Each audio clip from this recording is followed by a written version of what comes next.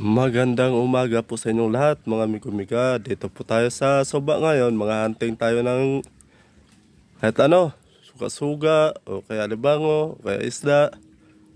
Hunting muna tayo ngayon hanggang half day kasi yung kalating araw din magtatrabaho ako mamaya.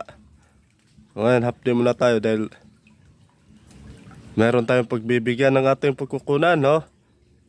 So, shout out po sa lahat po ng mga followers, sa mga viewers ko, sa mga subscribers sa YouTube channel ko. Maraming salamat po sa lahat po. God bless po sa inyong lahat at mga hantay na tayo ngayon.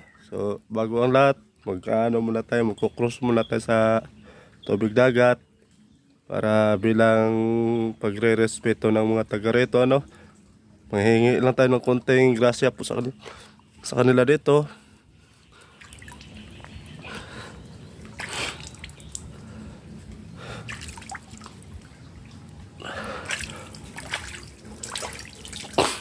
So ayan, tapos na ho.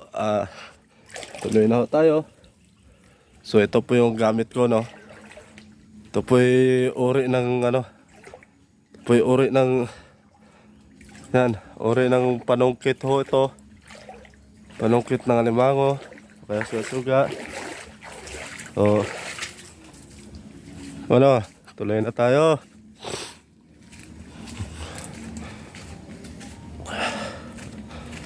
Medyo ano, makulimlim panahon. Ano pala ngayon, alas 6 pa lang. Mahigit. Uwi tayo ng mga bandang alas 10. Kasi tatrabaho ako para sa half day. Yun. So pauwi na tayo mga amigo. Meron na akong mga nakuha. Pasensya na ho, hindi ko na po na-video yung mga hinahunting kong suga-suga. Gawa nang nagmamadali ako dahil may trabaho pa ako mamaya. Pero papakita ko sa inyo, may kuha naman talaga. May nahuli naman ako. Kaya tama-tama may ibibigay ako doon sa asawa ng pinsan ko.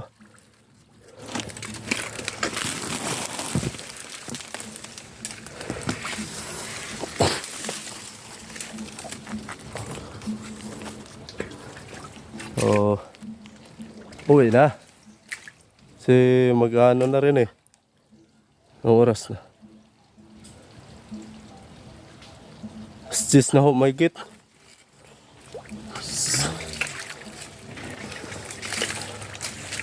Ano na, paakyat na yung dagat. Kala ko pa naman ano, ibas pa.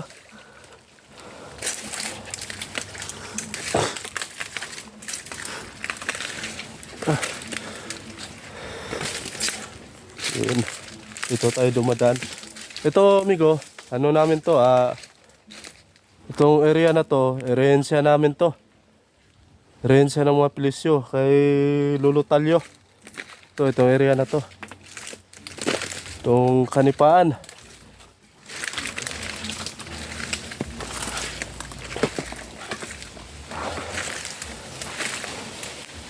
Dito lang ako, paikot-ikot.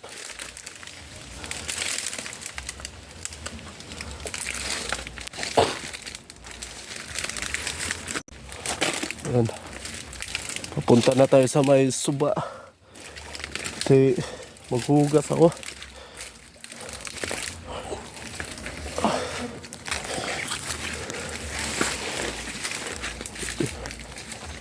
Ayan, parating na. Ano, paakyat na yung dagat.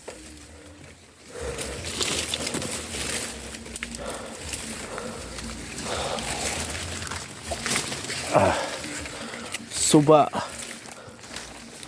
Yun. Oh. Suba. Tayo maghugas. Saka itong mga nahuli ko, hugasan ko. Ay, bumitaw. Makapit ka. Ay, bumitaw. Yan. Yan yung mga nahuli ko. Yan. Bibigay natin to sa unang pinsan ko na si Ray Felicio. Yung asawa niya ay si Sente Felicio. Di yung ako na lang yung mangingi. Magbibigay din tayo ng minsan-minsan. Doon ako sa anahan magbabanlaw sa mga nahuli natin.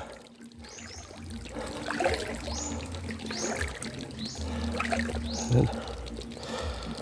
Dito na lang kaya.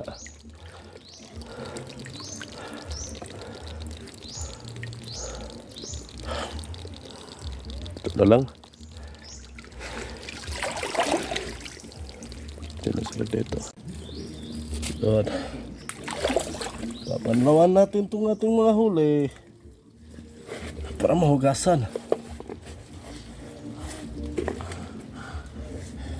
Ito yung ito yung stand ng cellphone ko na ginawa ko. Yan kahoy lang. Ayos din naman, nakakatulo rin. Sige, ginaganon ko lang sa putik pagka may nakuha akong alimango. Yan, ginaganyan ko lang yan. Ito, hugasan na natin.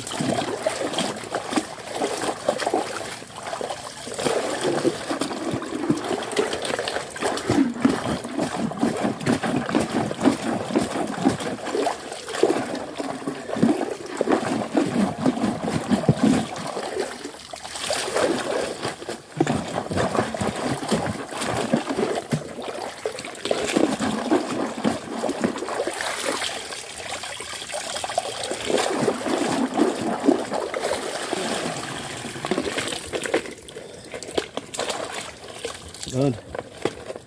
Hugasan ko na. So ako naman yung maghuhugas, sarili ko.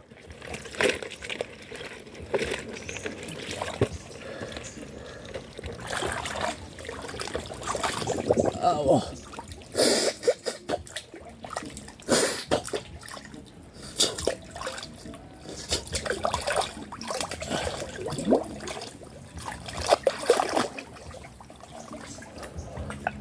Sarap ng tubig ngayon, malamig.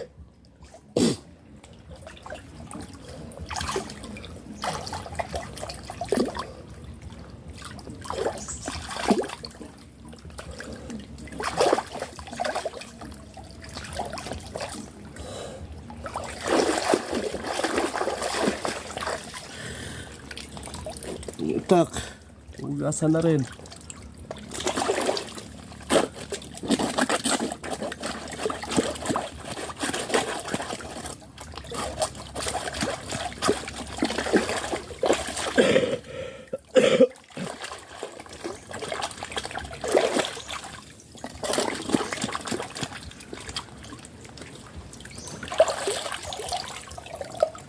Yan, tapos na. Uwi na tayo. Yan. Uwi na tayo. Ulitin ko itong lagay ng cellphone ko, yung stand. Ginawa ko. Yan. 1 taon ko na mahigit ginagamit to. Simula nung nag-vlog ako.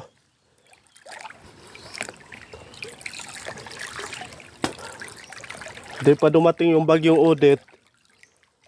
May 4 na buwan ako nag-vlog bago dumating yung bagyong Odette. Pumasok na yung bagyong Odette, natigil ako sa pagbablog dahil gawa ng marami akong dapat unahin. Kaya hindi ko na binablog yung mga problema sa lungsod na dito sa namin, lugar namin, yung tulad ng mga kakulangan sa pagkain. Dahil nga medyo nahirapan yung mga tao noon. Kaya ako naman, sige akong naghanap ng paunti-unti pera, magawa ng paraan para makabili rin ng bigas. So yun, umabot yata ng 5 buwan Kung yung paghinto ko ng pag-vlog. Pero hindi ako huminto. Hindi naman, hindi ko tinigil yon. Huminto lang ako saglit. Na bumalik ako, siguro, isang taon na mahigit na yun. Isang taon na mahigit. Simula nung nag-vlog ako. Ito. Tuloy pa rin ang buhay. Lalaban tayo hanggang kaya natin. Hanggang nabubuhay pa tayo. Sa pag-asa tayo. Kaya hanggang dito na lang po. Maraming salamat po sa inyo lahat. God bless po sa inyo lahat. Thank you po. Yun. Malapit na tayo sa bahay. Itong nahuli ko yan, iiwan ko na lang sa tsahin ko. Doon na lang pipick up nung pagpibigyan ko nito. Doon na lang kumuha doon. Medyo may lalayo din dito sa bahay ko at sa bahay nila. Hindi ko na maihatid. Siya na lang kukuha doon.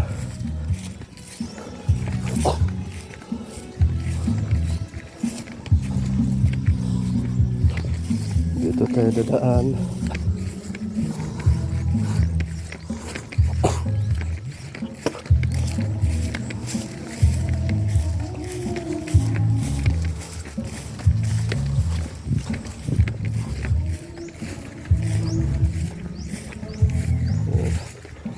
Ito yung inisprehan ko ng pampatay damo yung nakaraang buwan. Ito inisprehan ko to. Ako yung nag-spray nito. Tataniman daw na tataniman ng kalabasa. Ayan. Yung iba buhay pa, pero talagang mamamatay lahat yan. Tumadamo na to.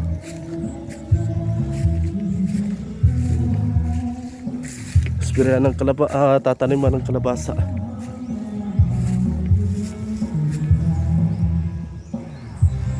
Napakalawak. Napakaraming kalabasa nito pagka nagbunga.